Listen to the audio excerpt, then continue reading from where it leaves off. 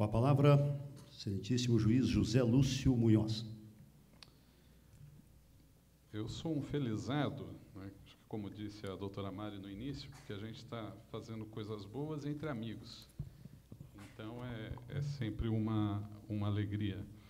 E hoje, especificamente aqui nessa mesa, o nosso querido José Ernesto Manzi, desembargador do nosso tribunal, bacharel em Ciências Jurídicas e Sociais pelo meu Mackenzie, né, pelo nosso Mackenzie, bacharel em Filosofia pela Universidade Federal de Santa Catarina, onde defendeu como trabalho de conclusão Pseudologia, Filosofias da Mentira e da Sinceridade, aprovado com nota máxima, de mérito estudantil, inclusive.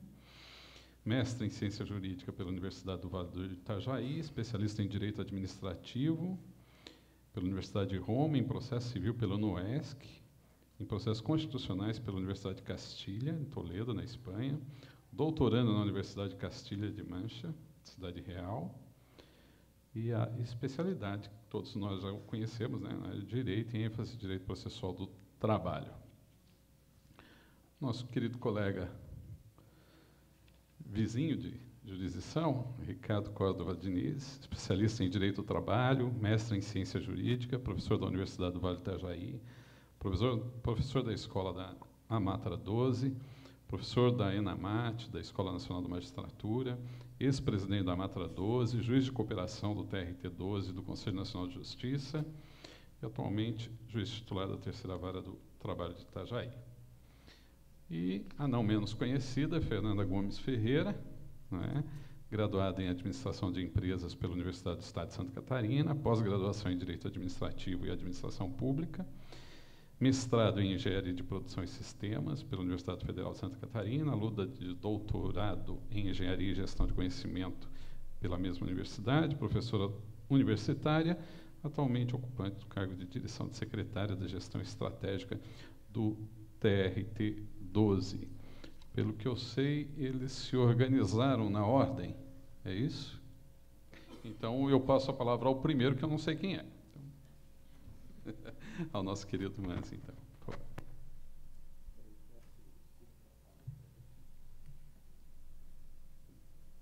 favor. Teremos 15 minutos para cada. Não é porcada que é palmeirense. Bem, eu saúdo na pessoa da desembargadora Maria Heleda, diretora da escola, os desembargadores presentes, do colega Diniz, os juízes presentes, e da doutora Fernanda, os servidores presentes.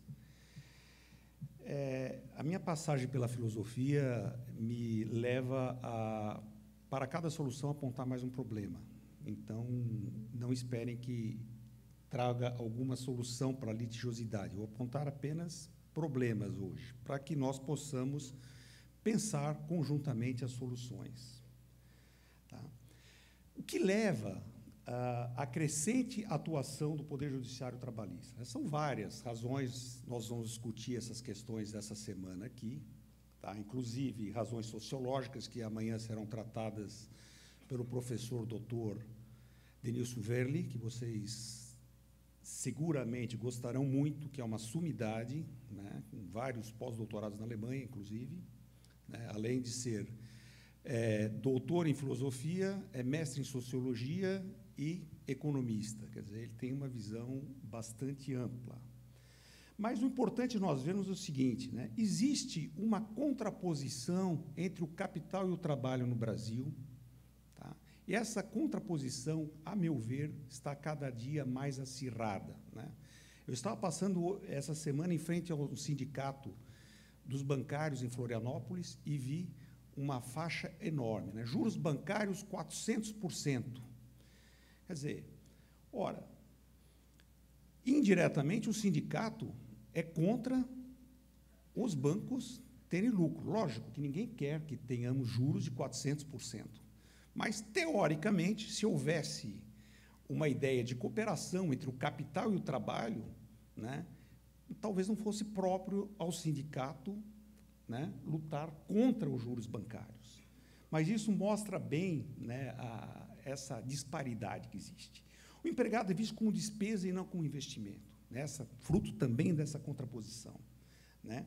O empregador é sempre um explorador, considerado um explorador. Porque se ele tem um carro novo, já se pensa, puxa, ele poderia pagar um salário melhor ao invés de ter comprado um carro novo.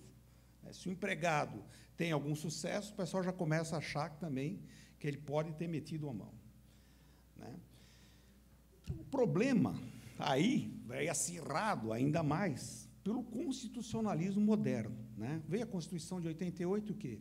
Nos encheu de esperanças, nos encheu de direitos, né? Nos encheu da ideia de cidadania. Então, de repente, nós descobrimos que nós éramos cidadãos, que nós tínhamos direitos de exercer, poderíamos provocar o Poder Judiciário para obter esses direitos, né? O Estado, né, deveria nos dar um bem-estar social, porque a Constituição nos promete tudo, nos promete habitação, nos promete educação, saúde, né? E, efetivamente, como o Estado não cumpre nada, sobra para quem? Poder Judiciário atuar, né? E o problema é que não é só esse, né? Porque, além de decidir os conflitos, o Poder Judiciário hoje está fazendo o quê? Substituindo o Executivo. Quando você pega lá um juiz de direito que tem que deferir uma liminar para que se faça uma cirurgia, que se dê um remédio, ele está substituindo quem? O Poder Executivo, tá? E substituindo o Poder Legislativo, né? O Executivo e o Legislativo estão completamente desmoralizados e toda a esperança do Brasil hoje é colocada nas costas do Poder Judiciário, né? Então, o povo todo sai de Moro no Carnaval, né? Todo mundo com camiseta, quer dizer, quase um messianismo em cima do magistrado, né? Esperando com uma solução mágica, como falou o nosso palestrante anterior. Todo mundo espera do juiz que ele resolva os problemas, né? Então, a coisa só vai completando, né? Só vai complicando. E dentro do Poder Judiciário? Bom, dentro do Poder Judiciário, também a coisa fica cada vez mais complicada, por quê? Superando, em razão até da própria Constituição, esse legalismo positivista, os juízes cada vez mais são obrigados a usar conceitos abertos, usar princípios, né? Usar a própria Constituição. Isso faz com que haja disparidade de decisões judiciais, né? Levando à insegurança jurídica e mais processos judiciais. Quer dizer, é um sistema que se vai se retroalimentando, né? Então, o juiz hoje não é mais só o intérprete da lei, né? Ele desenvolve programa normativo, atividade legislativa, quer dizer, ele abarcou todos os poderes, né? Eu quero dizer o seguinte, eu até conversando, a doutora Fernanda até me mandou um e-mail, eu resolvi fazer uns slides mais completos, né, com alguns pontos de provocação. Não vou tratar de todos, porque o tempo não permite, mas ficaria depois à disposição para ser distribuído, né, para que sejam examinados, né? Então, hoje se criou o quê? Um novo perfil do julgador, né? O julgador, antigamente, ou antes da Constituição, tinha que se colocar absolutamente inerte, né, praticamente como um assistente de um jogo. Hoje não. Hoje ele tem que participar ativamente desse jogo. Por quê? Porque os próprios jogadores, né, tentam mudar as regras, né, usam, às vezes, de má fé entre eles, tentam passar rasteira e etc., para quem joga futebol, né? A sociedade está se juridicizando. Essa é a realidade. Tudo acaba no Poder Judiciário, né? Hoje ninguém mais conversa. Hoje há muita comunicação, né? Se nós eu me lembro uma cena que eu vi no metrô em Madrid, eu achei inacreditável. Eu olhei umas 20 ou 30 pessoas, todas estavam com fone de ouvido, perdidas no celular. Ou seja, hoje nós nos comunicamos muito, mas conversamos absolutamente pouco, né? Ninguém mais conversa. Quando falta o diálogo, o que pode acontecer? Pode nascer o litígio. Tá? Isso também é um fator, né? As famílias hoje se dissolvem rapidamente, por quê? Porque não conversam, né? Às vezes passam juntos uma década e um não conhece o outro. Empregado e empregador, aquele programa recente que passou na televisão aí, o Chefe Secreto. Vocês viram a surpresa dos empregados e dos chefes, um com a figura do outro, né? As pessoas realmente não se conhecem e não conversam. Aí eu vou fazer até, eu sei que está sujeito a todas as críticas que nós podemos ver nessa questão, fazer uma generalização e comparar, em parte, o brasileiro também ao Macunaíma, tá? O Macunaíma tem pouco caráter e muita preguiça, né? Então, o que acontece? Ele tenta compensar essa preguiça com pouco caráter. Isso de todos os lados, tá? Inclusive entre empregados e empregadores. O empregado tenta trabalhar o mínimo possível, tá? E ganhar o máximo possível. O empregador tenta pagar o mínimo possível e exigir o máximo possível, né? Infelizmente, se um brasileiro, lógico, tudo isso é generalização, né? Eu abro um restaurante e esse restaurante bomba, o que o brasileiro normal faz? Aumenta o preço da comida. Você pegar lá o americano, o que ele faz? Ele monta uma filial, depois monta uma segunda filial, monta uma terceira filial, ele começa a dar um monte de emprego e fazer a economia girar. Não, o brasileiro vai aumentando o preço para ver até onde o consumidor vai pagar sem que ele tenha que gastar mais mão de obra, mais matéria-prima e etc. Né? Infelizmente. Né? A produtividade do trabalhador brasileiro, tá, também é muito baixa. Isso é uma reclamação, inclusive, das empresas multinacionais que se fixaram aqui. Né? Eu estive recentemente na Alemanha e fui a um supermercado. Sinceramente, a caixa daquele supermercado, ela trabalhava por uns 5 ou 6 caixas brasileiros na velocidade que ela passava as compras. Tá? Lógico que ela nem um sorriso, nem um bom dia, nem boa tarde, nada. Empurrou, pegou, tomou meu cartão de crédito e rapidamente me liberou. Né? Mas isso mostra um pouco. Né? O problema é o seguinte, o problema da justiça no Brasil é um problema, acima de tudo, ético. Essa que é a questão. Nós teríamos que incentivar as pessoas a cumprirem voluntariamente suas obrigações. Seja o empregado em relação ao empregador, seja o empregador em relação ao empregado. Mas essa questão é de índole estrutural. A nossa moral, infelizmente, é uma moral, uma ética consequencialista. Né? Os fins justificam os meios. Você pega um alemão, por exemplo, que está acostumado com uma ética kantiana, ele faz o certo pelo quê? Porque é o certo. Eu tenho que fazer o certo porque é o certo.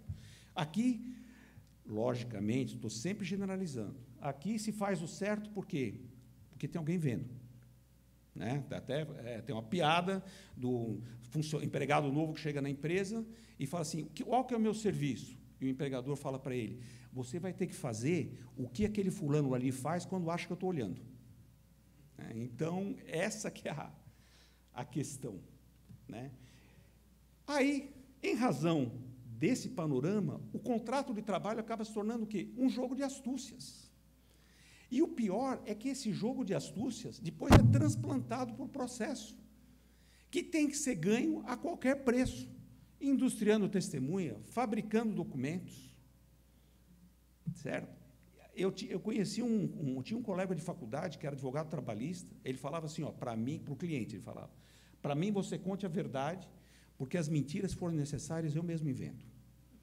Mas achava que aquilo era parte do jogo. Né? Então, o que acontece? O empregado pede mais do que tem o direito. Por quê?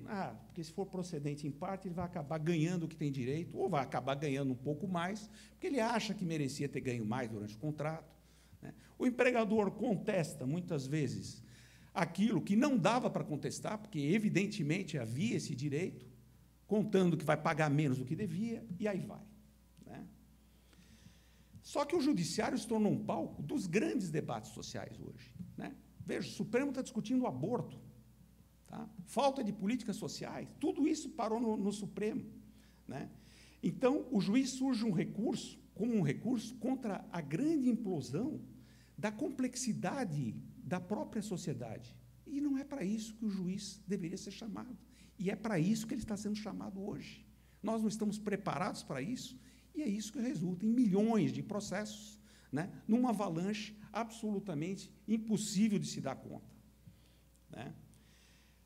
Por isso que Garapon fala que o juiz se torna o último guardião das promessas, né? Pega a Constituição, prometeu isso, isso e aquilo, nada foi cumprido, se vai atrás do juiz, pedindo que ele faça com que aquelas promessas contidas na Constituição sejam cumpridas com relação a ele. E nada mais escapa da pessoa do juiz, nem as demandas morais. Hoje, quantos processos tratam de demandas morais? Né? Juízes decidindo sobre questões que, a princípio, deveriam estar à margem do direito, né? Porque o círculo do direito é muito menor que o círculo da moral. Mas o juiz é chamado a falar sobre isso. Isso por quê? Porque o direito torna-se a moral comum numa sociedade que não mais a possui. Essa que é a questão. Quanto menos o direito for assegurado, mais a sociedade é forçada a tornar-se jurídica. Esse que é o negócio. Por que nós somos uma sociedade absolutamente jurídica? Papéis, carimbos, etc., né? A pessoa vai casar na Austrália ou na Nova Zelândia, declara que não é casado, casa na hora. Aqui tem que publicar edital, certo? Tem que levar testemunha. Por quê? Porque se eu for casado e disser que não sou casado e conseguir casar, provavelmente vou ficar sujeito a uma sanção penal que nunca vai ser aplicada. Então, tem que fazer toda uma volta, né, para que o direito seja aplicado, né? Então, descrédito da classe política é uma causa de litigiosidade, mas eu vou passar direto, só para terminar agora, viu? Nós temos que lembrar que nós retroalimentamos o sistema. Tá? O sistema já nos enche de processos, mas nós temos que tomar muito cuidado para não retroalimentar o processo. E aí vou falar com os juízes agora, os juízes de primeiro grau. Tá?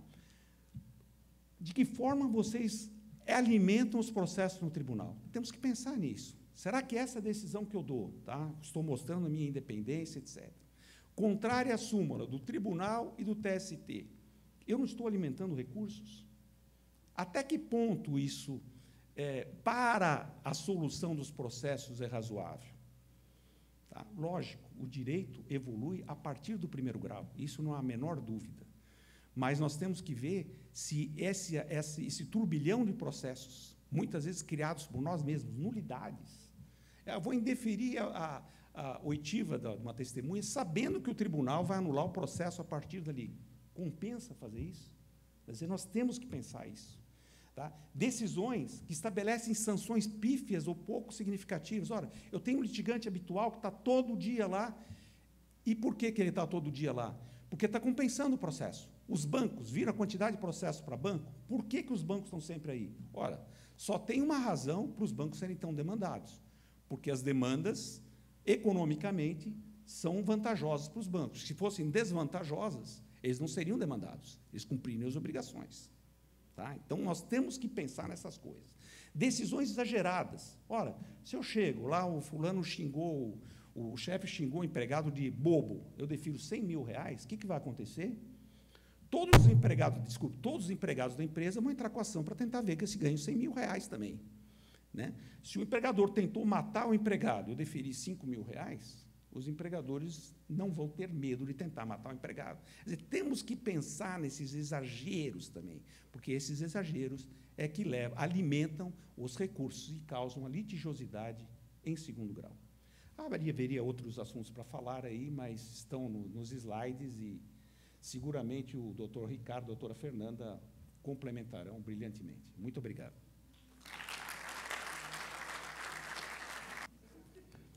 Quero, inicialmente, agradecer à escola, na pessoa aqui do José Lúcio, que está presidindo a mesa, pelo convite que me fez. Quero aqui saudar todos os colegas, saudar os servidores, e vou falar um pouquinho sobre causas de aumento de reclamações trabalhistas. Não vou usar o termo litigiosidade, tá? Porque, na verdade, a litigiosidade só uma pequena parte chega aqui no judiciário. Nós temos uma litigiosidade latente na sociedade. E quanto mais a gente ganha qualidade no judiciário, mais litígio vai produzir. O meu pai, às vezes eu pergunto, ele vai fazer 90 anos agora. E aí, pai, como é que está? Ele diz assim, ó, meu filho, estou no lucro.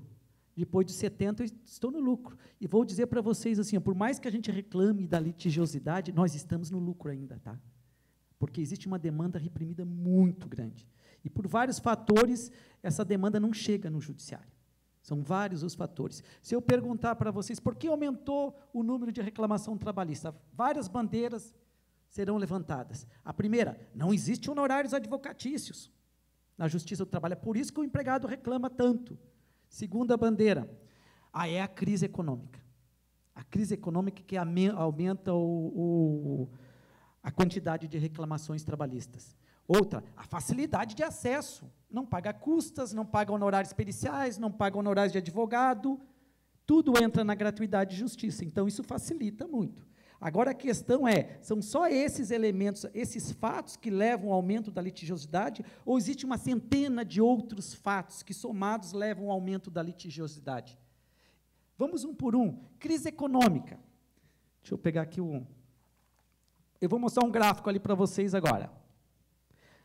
Em 2000, nós tínhamos em Santa Catarina 44 mil ações foram propostas. Em 2016, mais que dobrou, 95 mil. Se fosse crise econômica, a grande geradora das reclamações trabalhistas, vocês vão ver o seguinte, olha, em cima da torre, em cima de cada coluna, tem um número, 7.1, 6.4, 12, 12.3, 11, aquilo ali é a taxa de desemprego no Brasil.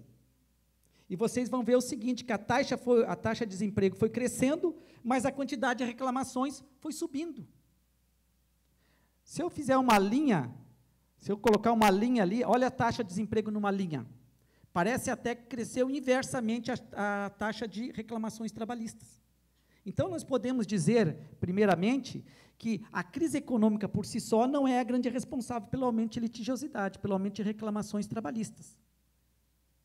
Mas o que aconteceu, então, nesse período que aumentou tanto as reclamações trabalhistas?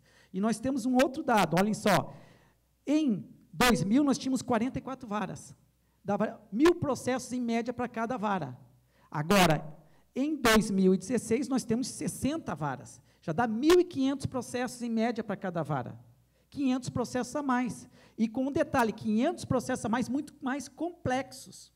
Nós não tínhamos tanto pedidinho batatinha frita ali em 2000. Hoje nós temos muito pedidinho batata frita, tá? Batata frita é o acúmulo de função, danos morais, assédio, tá? Sempre vem com um acompanhamento. É difícil uma petição que não venha com esses acompanhamentos. Então, hoje o processo está mais complexo. E nós temos um divisor de águas ali também. Vocês vão ver em 2004, que a partir de 2004, nós vimos uma constância até 2004, e depois começa a subir. 2 fatores. Aumento da competência da Justiça do Trabalho. Houve o aumento da competência da Justiça do Trabalho, obviamente que aumentou o número de processos. Outra coisa, que agora vem um outro fato.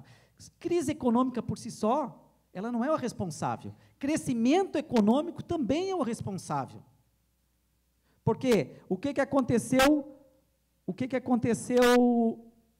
de 2002 para cá? Um grande crescimento da economia brasileira. Em 2002, o nosso PIB estava em torno de 1 trilhão. Em 2016, ele estava em 6 trilhões. A economia cresceu 6 vezes de lá para cá.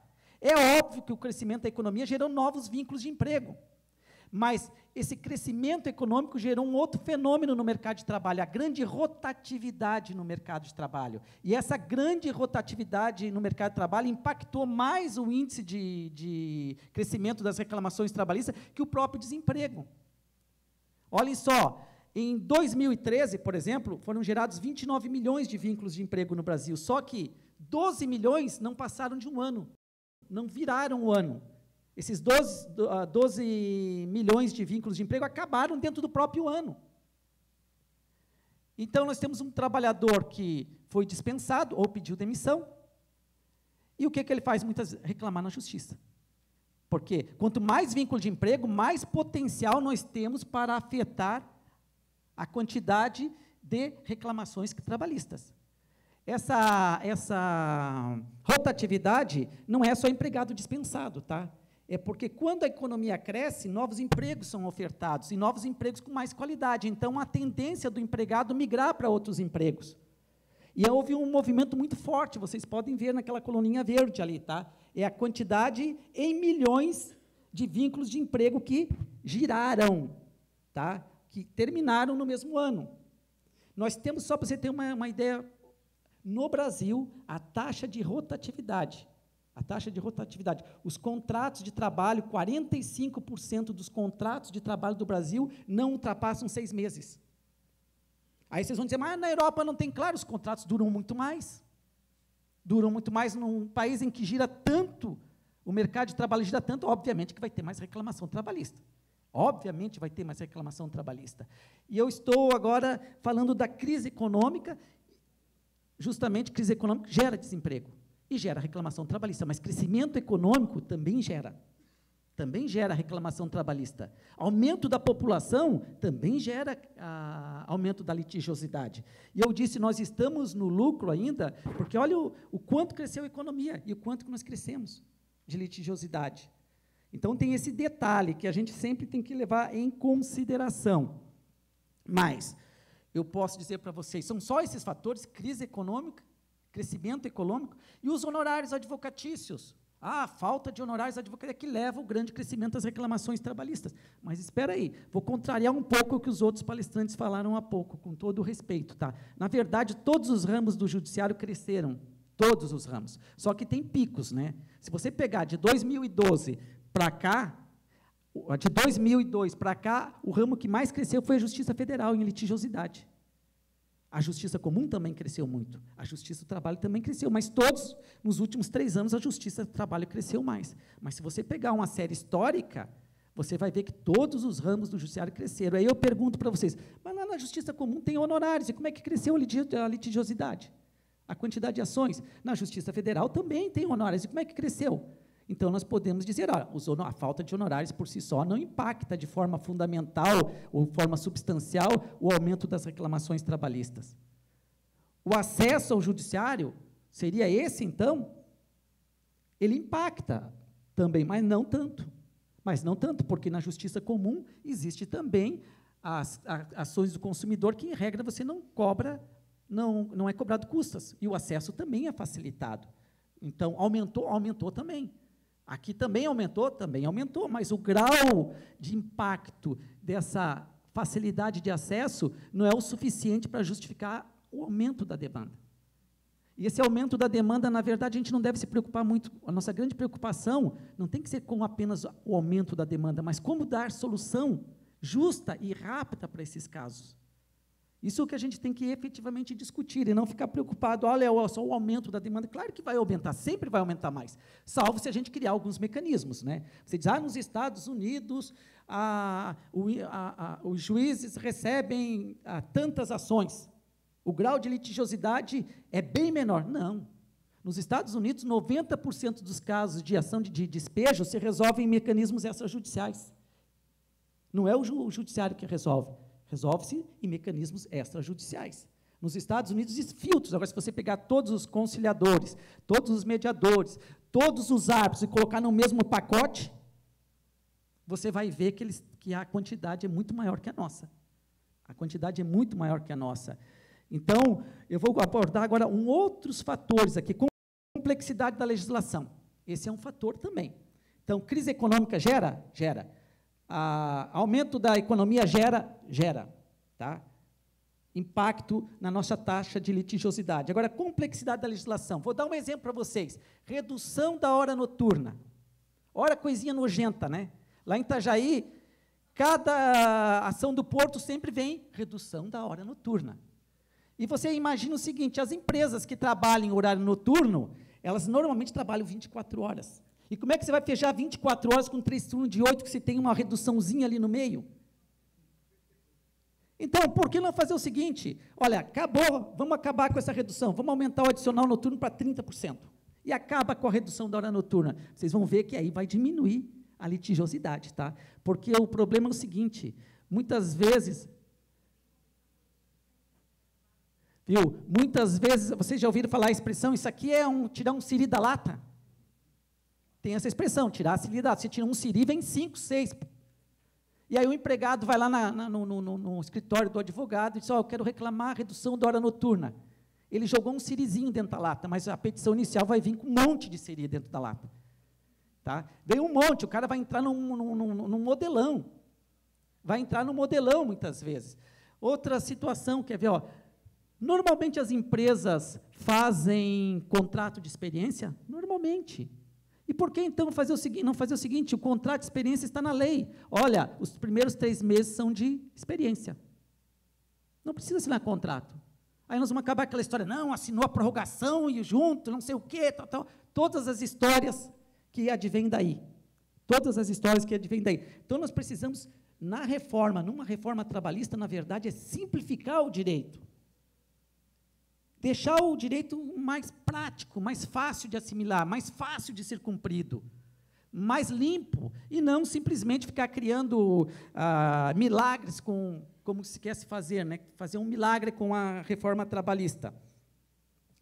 Nós temos ainda a complexidade das relações sociais, o Manzi falou muito bem aqui. Nós temos a terceirização. A terceirização complicou muito. De cada 10 ações, eu estava fazendo um levantamento lá na minha vara, de 10 ações, 4 envolvem terceirizadas. 4 ações envolvem terceirizadas. As relações estão mais complexas, o assédio moral, o assédio sexual, isso tudo veio para a Justiça do Trabalho, que lá na década de 90 nós não tínhamos. A ausência e aqui é muito importante, tá? A ausência de mecanismos extrajudiciais de solução de conflito. Toda vez que se cria, quem é o primeiro a detonar os mecanismos? Nós mesmos. Sabe por quê? Porque mecanismo extrajudicial de conflito, com todo o respeito, assim como o Manzi pediu todo o respeito para a plateia, eu vou pedir, cheira extinção da Justiça do Trabalho, diminuição da nossa competência e, por consequência, extinção da Justiça do Trabalho. Eu vou dizer uma coisa também que muitos de vocês não vão gostar, a Justiça do Trabalho está desde 2001, ou melhor, desde 1998, na UTI, tá? Ou nós, juízes, encontramos uma maneira de mudar a jurisdição trabalhista, de promover um novo modelo, ou alguém vai promover esse modelo por nós. E esse modelo, sabe qual vai ser? A pessoa que vai promover essa mudança, ele vai entrar lá na UTI e vai desligar a máquina, como diz o pessoal, tá? Ou nós propomos, ou isso vem de fora, porque do jeito que está, não é possível continuar. Não é possível desligar. Estão desligando aos poucos, né? Estão desligando, mas nós temos que achar um novo modelo de prestação jurisdicional trabalhista. E esses mecanismos são essenciais, é o único meio. Se você nos outros países, pode ver, tem mecanismos extrajudiciais. E quando fui presidente da Matra, Gilmar, veio um antropólogo americano que ele estava fazendo um raio-x de todo o judiciário da América Latina, para fazer uma comparação com o judiciário americano. Aí eu recebi aqui em Santa Catarina e eu levei ao TRT, para ver como é que funcionava o TRT, que ele queria conhecer, veio uma sessão.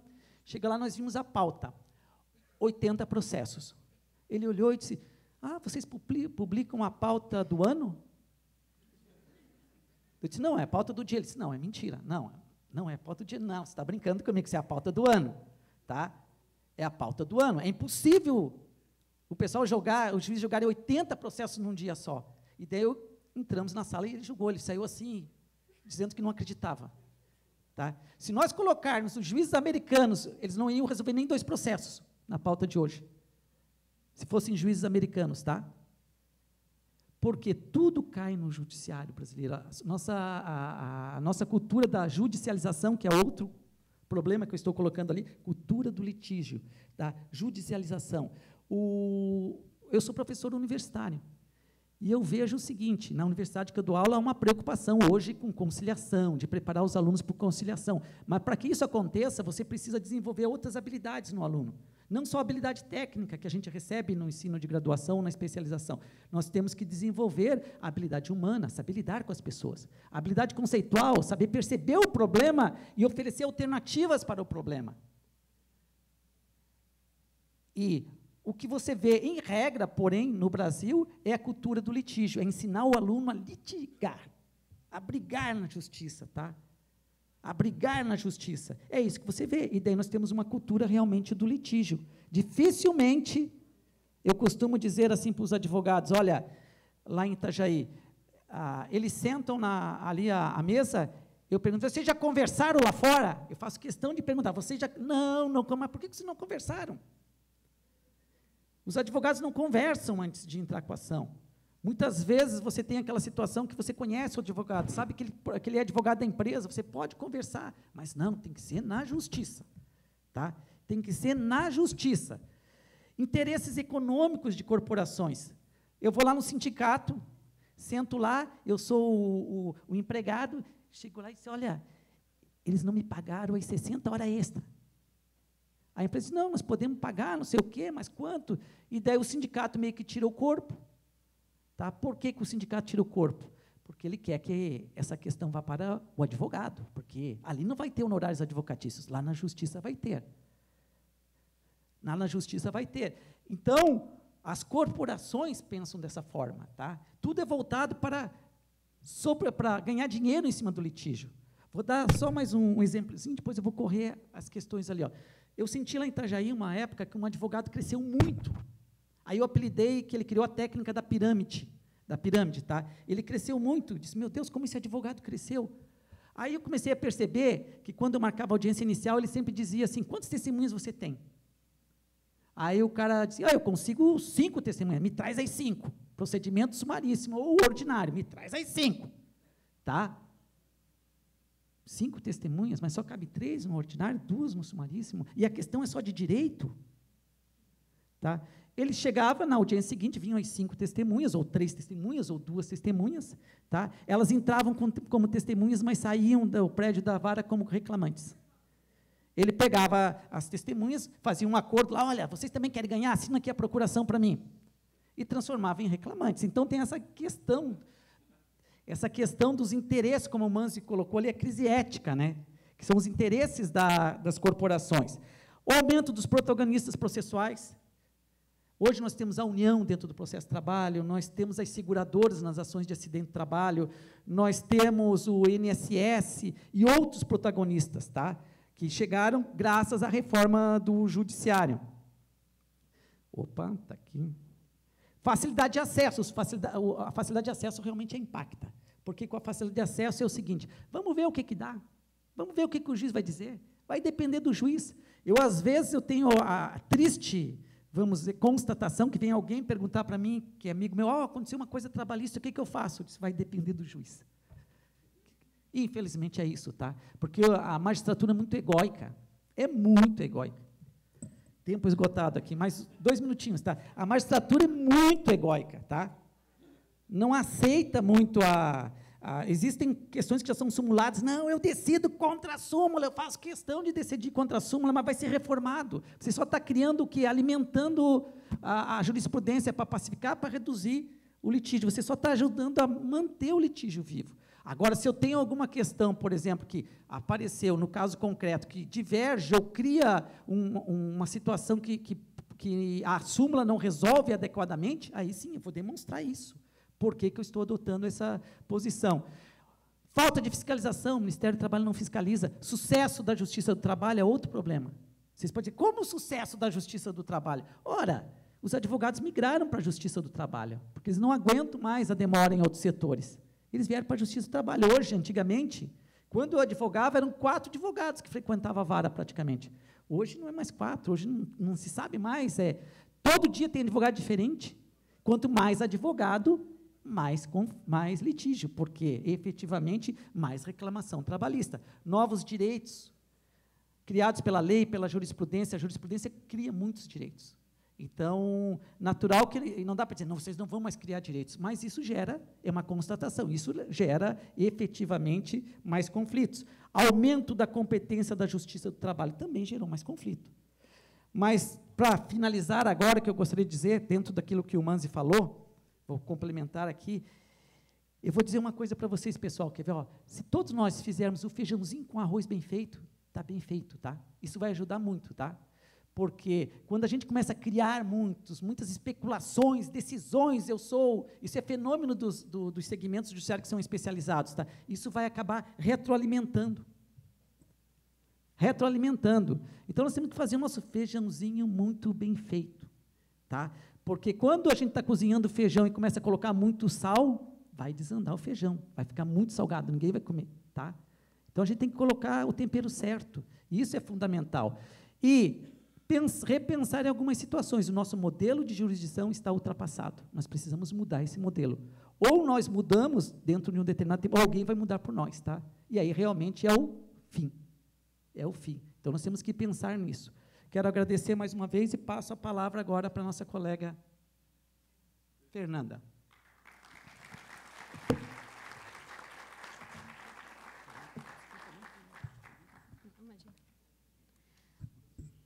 Boa tarde a todos. Inicialmente, eu gostaria de agradecer a doutora Maria Leda pela oportunidade, doutor Munhoz. Nós, servidores que trabalhamos na área de gestão estratégica e trabalhamos com números, para nós é uma oportunidade única poder estar aqui, evidenciando os números e fazendo com que todo o nosso quadro de magistrados e servidores conheçam a nossa realidade, né? Porque a gente sabe que não tem como gerenciar, acho que o doutor José Guilherme falou muito bem, não tem como se gerenciar uma instituição ou mesmo uma empresa sem conhecer a sua realidade, sem conhecer os números. E acho que o judiciário falhou por muito tempo em termos de gestão, justamente por não se conhecer, por não ter esse autoconhecimento. Quando a doutora convidou, né, a gente tinha uma composição da mesa, tentamos alinhar um pouco as informações. Acho que a minha exposição vai ser uma exposição mais técnica, uma exposição mais relacionada aos dados, que vai poder resumir um pouco do que foi falado aqui, com a intenção de mostrar que, se nós não fizermos alguma coisa diferente do que nós fazemos hoje, nós não vamos conseguir dar o resultado que a sociedade espera. Estamos cada vez mais produtivos, estamos cada vez mais sobrecarregados e trabalhamos mais. Eu vou conseguir mostrar isso, já vou antecipadamente mostrar o objetivo da exposição, mas nós não estamos ainda conseguindo resolver o nosso estoque, nós não estamos conseguindo resolver as nossas demandas. Para iniciar a exposição, eu estou fazendo referência também ao Justiça em Números, assim como o doutor José Guilherme, que hoje representa o maior repositório mundial de dados do Judiciário, é a referência nacional do Judiciário brasileiro. Então, a gente utiliza os dados e também vou utilizar alguns dados do e-gestão. O que esse gráfico... O que esse gráfico revela? Né? Um pouco do que foi falado aqui numa série histórica de 2009 a 2015.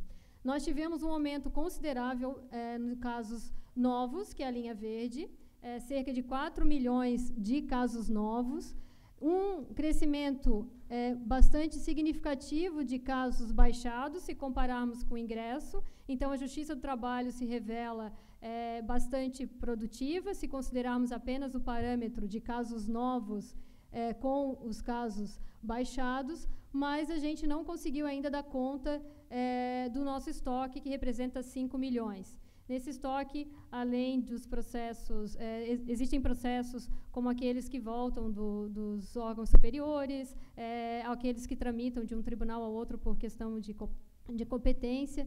Enfim, nós estamos trabalhando, resolvendo mais do que ingressou, se a gente considerar o padrão 2015, mas ainda temos um estoque muito grande. Esse estoque, comparado com o ano anterior, representa um aumento de 10% no ano, e também, segundo os dados do CNJ, os cálculos do CNJ, significaria que, se nós parássemos de receber processos por 14... a gente precisaria parar de receber processos por 14 meses para poder dar conta dos processos todos, isso mantendo a produtividade atual. Então, sem condições, em curto prazo de tempo, de darmos conta desse estoque. Um outro dado que eu achei interessante trazer tem relação com a magistratura, e também é um dado do CNJ em relação à produtividade. O que o CNJ considera? A carga de trabalho, que é todo o acervo dividido pelo número de magistrados, esse dado é o da Justiça do Trabalho, né? E também a produtividade, que seriam os casos baixados em relação ao número de magistrados. O que a gente observa?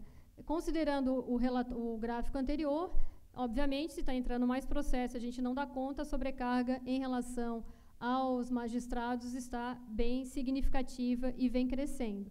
E se nós pensarmos em termos de produtividade, a produtividade também vem crescendo e é destaque, inclusive, no relatório do CNJ.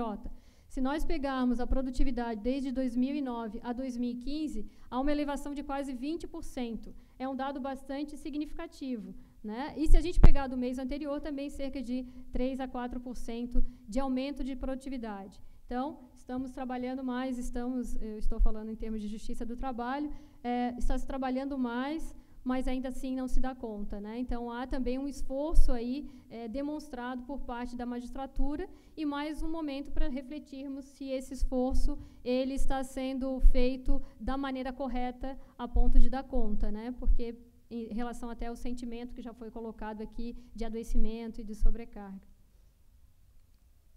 Uma referência agora em relação, essa era uma visão mais geral, agora eu vou fazer uma relação em relação ao nosso tribunal. O CNJ, ele classifica os tribunais por porte, são 3 portes, o grande porte, médio porte e pequeno porte. A 12ª região faz parte do médio porte, então eu achei interessante fazer esse comparativo, porque senão a média fica muito distante, né? Faz parte do médio porte a 5ª região, a 6ª, a 7ª, a 8ª, a 9ª, a 10ª, 11ª, 12ª, 17ª. Então, esse gráfico ele revela de forma simples que nós temos uma elevação dos processos de conhecimento que a gente já demonstrou também no primeiro slide. Só que o que chama a atenção é que a 12ª região está com uma elevação quase 3 vezes maior do que a média do porte dela. Então, estamos recebendo bem mais processos do que os outros tribunais do nosso porte, né? Então, a gente está aqui com uma elevação, isso a gente está fazendo uma escala dos últimos 3 anos também, porque é uma referência que o CSJT utiliza em função de estrutura e de aporte de servidores e funções comissionadas, enfim. Então, a gente está com 3 vezes mais recebimento de que os tribunais de médio porte. O que chama atenção, né? Eu tive muita dificuldade de fazer essa exposição. O doutor Ricardo, até a primeira exposição que eu fiz, ele brincou comigo se eu ia falar como o Enéas, né? Só que ele desconsiderou que eu sou uma manezinha, então eu posso falar um pouco mais rápido. Mas eu tive muita dificuldade porque a gente tem muitos números para trabalhar. Então, a gente queria mostrar que tem o recebimento e tem também o resultado.